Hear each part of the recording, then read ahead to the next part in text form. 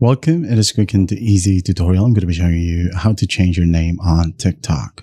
Alright, if you find this video helpful, please leave a like and subscribe to the channel for more such tutorials. Now, first up, go ahead over to the TikTok app and tap on the profile icon at the very bottom.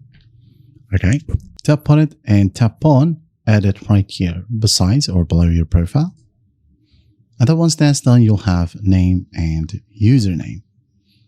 Now, name right here, this is your public display name shown in your videos and profile page.